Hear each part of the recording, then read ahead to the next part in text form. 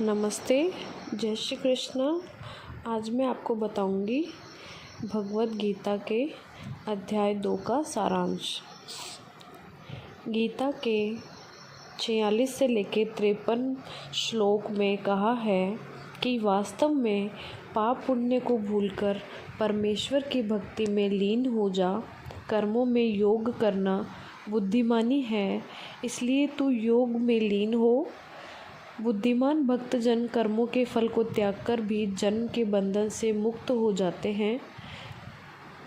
जब तू आसक्ति से मुक्त हो जाएगा तब तुझे वही वैराग्य प्राप्त हो जाएगी।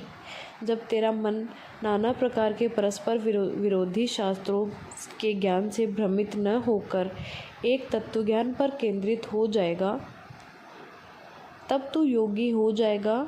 जैसे बड़ा तालाब प्राप्त होने पर मन स्वयं ही छोटे तालाब से हट जाता है, इसी प्रकार पूर्ण परमात्मा का ज्ञान होने पर ब्रह्म, विष्णु, महेश, देवी देवता, माता दुर्गा, ब्रह्म तथा परब्रह्म आदि छोटे देवताओं से मन हट जाता है तथा पूर्ण परमात्मा की भक्ति करने पर उनकी अनामी परम गति प्राप्त होती है, अर्थात अनामी लोक में चला जाता है, जो सतलोक से भी आगे है। जन्म मरण के पूर्णतया मुक्त हो जाता है, इसलिए पूर्ण परमात्मा के भक्त बन जाओ, तब तुम योगी अर्थात सद्भक्त होंगे। श्लोक 54 में अर्जुन पूछता है कि परमात्मा में स्थिर चित्त वाले भक्त के क्या लक्षण हैं, वह कैसे बोलता है, चलता है, बैठता है आदि।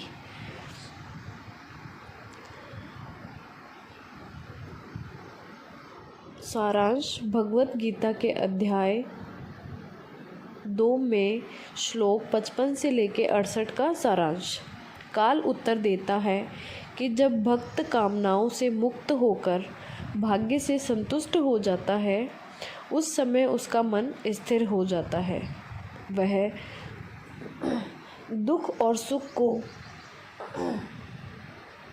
एक ही समझता है तथा राग द्वेष से मुक्त हो जाता है।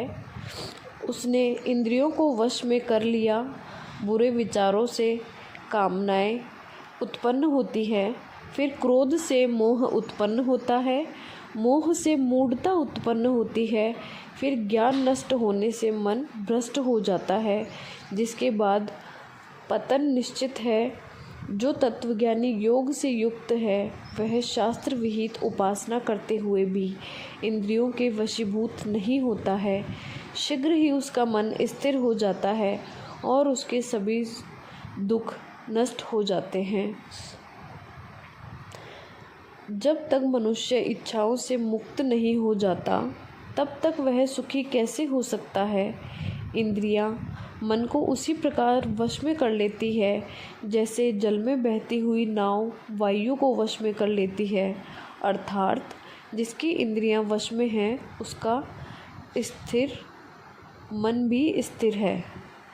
भगवत गीता के 69 से लेकर 72 के श्लोक का सारांश।